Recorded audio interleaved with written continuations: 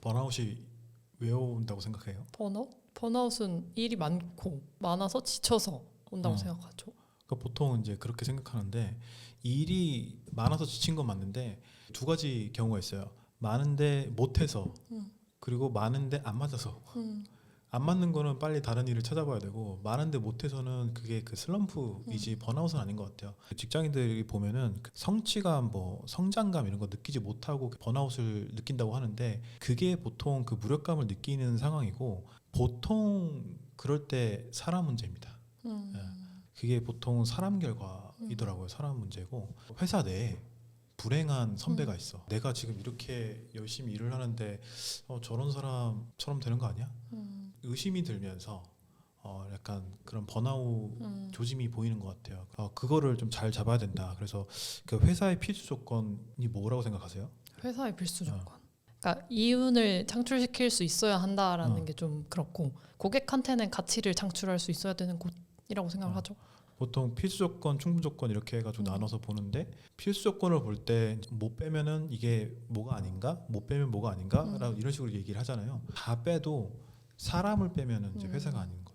그래서 사람이 되게 중요한데 우리가 이렇게 그 인적 자원에 이렇게 신경을 크게 안 써요. 되게 필수 조건인 우리 사람을 신경을 안 쓰고 그런 결과주의가 그렇게 그 만들어지는 것 같아요. 결과주의 위주의 어떤 그 일을 많이 하게 되고 인적 자원에 우리가 신경을 안 쓰고 그 관리 뭐 이런 거, 이 관리라고 그렇게 자원이라고 그렇게 사람을 그렇게 부르는 게 전 약간 조금 마땅치는 않은데 그런 것들을 이렇게 더 신경을 우리가 써야 된다라는 걸 볼 수 있고 저는 되게 중요하다고 생각하는 게 팀빌딩 그리고 조직 문화가 진짜 중요한 것 같아요. 그 가치관이 잘 맞아야 네. 너무 신나게 일을 할 수가 있거든요.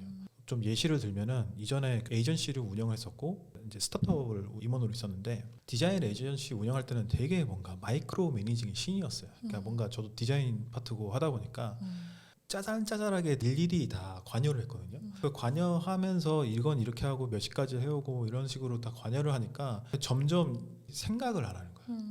저는 왜 이거 생각을 안 하네? 라고 하면서 이런 식으로 되면서 저는 이게 팀원을 못 믿게 되고 조직은 불만을 갖게 되고 그러면서 영향력이 떨어지고 그러면서 이게 악순환이었거든요. 그러다 보니 제가 혼자서 막 밤새면서 일을 하고 있는 거예요. 팀원들은 퇴근하고 집에 가가지고 노는데 그러니까 그렇게 느낀 거지.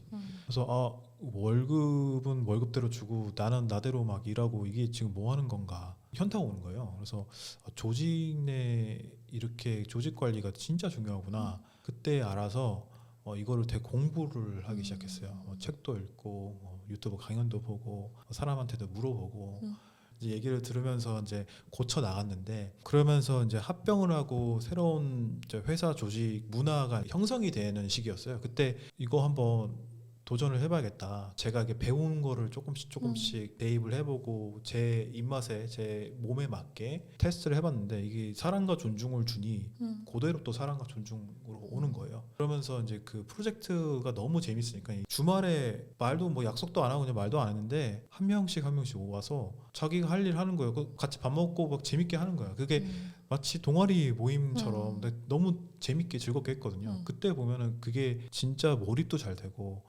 조직도 되게 끈끈해지고 그 생산성도 엄청나게 올라갔던 시절이 있었어요. 그래서 이게 정말 그 사람이 되게 중요하다라는 걸 알게 됐습니다.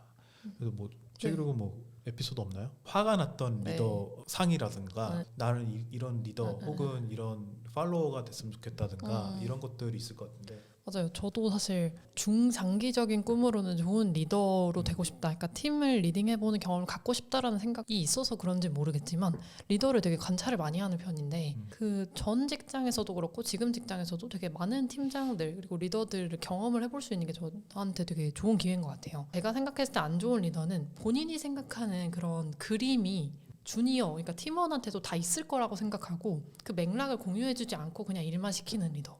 본인이 생각하는 그림을 저는 조금은 오버 커뮤니케이션 할 필요도 있는 것 같아요. 우리는 저 방향을 보고 가야 되기 때문에 그래서 이 일이 중요하고 그래서 너가 하는 일이 그만큼의 가치를 만들어낼 수 있다. 그런 말들을 해주면서 윤활유를 좀 줘야 되는데 그 그림이 이미 본인 머릿속에 있으니까 팀원들한테도 있을 거라고 생각을 하고 가면 조금 리더와 그 팀원 간의 격차 같은 게 생기지 않나. 맞아요. 그게 진짜 잘못된 것 같아요. 오버 커뮤니케이션이 사실 정말 힘들긴 해요. 리더로서도 그 말을 계속 하는 것도 그렇고 이제 듣는 사람으로서 한 말 또 해. 뭐 이렇게 되는데 그 한 말 또 해를 차라리 듣는 게 나아. 맞아요. 그게 훨씬 더 그냥 기억에 남는 게 낫거든요. 비전 메이킹을 잘하는 것도 좋은데 비전 쉐어링을 되게 잘해야 되는데 맞아요. 프로젝트를 어떤 비전으로 끌고 가느냐에 대한 비전 쉐어링을 어떤 맥락과 배경 이런 것들까지 같이 해가지고 하는 거가 되게 중요한데 이런 것들 잘 못해요. 나는 어떠한 결과를 예상하고 상상하고 있어. 이 정도 기준을 가지고 있어를 얘기하면 진짜로 그거 기준으로 해서 더 할지 뺄지 이런 것들을 이제 맞춰가는데 아무것도 없이 그냥 이거 내가 생각했던 거 아닌데? 라고 하면서 갑자기 막 맞아요. 뒤엎고 맞아요.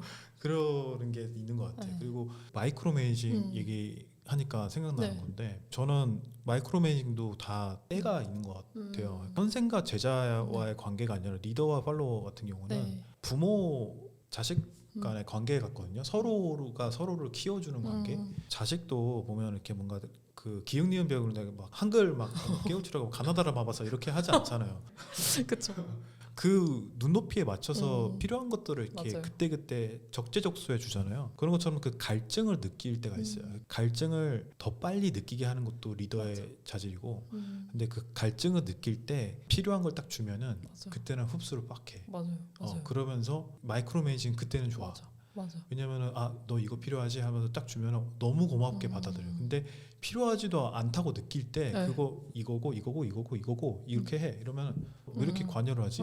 내가 맞아. 알아서 할게요. 이렇게 되는 거야. 맞아요. 저도 그 경험들을 생각을 해보면 그러니까 내가 생각하는 부족한 점을 좀 짚어주고 이럴 때는 이렇게 하시면 된다. 약간 이런 식의 좀 조언을 줬을 때는 좋은 피드백으로 받아들이는데 그렇지 않고 나는 지금 여기 이것 때문에 힘든데 저 멀리 걸 봐라. 약간 이런 식의 피드백을 주면 너무 격차가 크다 보니까 오히려 번아웃으로 가는 좀 지름길을 만들어주지 않나라고 생각이 들고 그래서 좋은 리더가 사실 어려운 것 같긴 해요. 팀원의 속도를 다 이해하고 해줘야 그죠. 되니까. 그거를 속도를 이해하고 그 격차를 줄이고 갈증을 느끼게 또 네. 약간 매니징도 해야 되고 또 배우는 그 기간에 빨리 배우면 나중에 진짜로 기하급수적으로 속도가 오르는데 그거를 기다려줘야 되거든요. 그 기다리는 동안에 백업 플랜을 만들어야 돼요. 리더의 자질이라는 거는 학교에서 배울 수 없는 거예요. 근데 하다 보니까 필요에 의해서 자기 스스로 이렇게 터득하는 것 같은데 저는 그런 리더가 좋은 리더라고 생각합니다. 다시 돌아가서 우리가 이제 일하는데 행복하지 않은 사람들의 특징에 대해서 좀 얘기 좀 해보고 싶은데 일을 하는데 옆에 있으면 불행해질 것 같은 사람들이 있어요. 있어요. 그게 좀 축으로 나누면은 가치를 생산하는 사람들이 있고 그 가치를 소비하는 사람들이 있어요. 그러니까 X축이고 그리고 이제 핑계를 대고 남 탓하는 사람들. 자기가 부족한 걸 알고 배우려고 하는 사람들이 있어요. 근데 가치를 생산하고 배우려고 하는 사람들. 이게 배운다는 게 학교가 끝나면 배움이 끝난다? 그거는 진짜로 말이 안 되는 거예요. 그러니까 학교는 그냥 기본적인 상식 지식을 알려주는 거고 학교가 끝나는 순간 진짜 배움이 시작되는 맞아요. 거잖아요. 근데 그거를 알고 자기의 부족함을 알고 자기의 그 기술과 재능을 발현해가지고 뭔가 가치를 만들고 있으면서도 배운다. 멋진 리더입니다. 근데 가치를 만드는데 핑계를 댄다. 이 사람들은 이렇게 생각하면 돼요. 꼰대. 그러니까 가치를 이전에 배웠던 거 가지고 다 만들어 왔어. 네. 40, 50대 되면 이제 배움의 인풋이 이제 없는 거지. 네. 그래서 이제 꼰대가 됩니다. 나 때는 말이야 이러면서 발전이 없는 상태가 되는 거죠. 그러면서 이제 밑에 애들이 치고 오고 그러니까 화가 나고. 진짜 이제 많이 좀, 생각납니다. 피해 그런 사람들 많죠. 주변에. 보통 많죠. 많아요. 그래서 많죠. 그리고 이제 가치를 소비, 좀 배움을 추구한다. 똑똑한 주니어들이 많죠. 최기록도 그런 것 같고. 그 세미나족이라고 하는데 저는 강연을 가거나 뭐 책을 읽거나 여행을 가거나 이런 경험 쪽에 좀 많이 집중된 소비를 해요. 가치 소비를. 이런 이들은 어떻게 보면 가치를 현재는 소비를 하고 있지만 더 큰 가치를 생산할 수 있는 영향력을 그리고 능력을 갖출 사람들이라고 저는 보고 있고요. 그래서 이런 주니어를 너무 좋아합니다. 네. 그리고 이제 가치를 소비하는데 핑계만 댄다? 이런 사람들은 이제 뭐랄까 좀비 모드에 돌입한 사람이에요. 바로 손절하고 회사가 손절하든 아니면 그 어쨌든 서로 이렇게 관계를 좀 멀리해야 되는 관계라고 생각해요. 왜냐하면 목적 의식도 없고 하면 안 되는 거에 대한 어떤 부정적인 의견에만 집중을 해요. 똑똑하긴 한데 기본적으로 똑똑함을 탑재했는데 한 게 없어요. 되게 똑똑하게 들려. 근데 그 의견들은 똑똑한데 정작 자기는 한 거 없고 주변 탓만 해. 근데 이런 사람들 되게 많아요.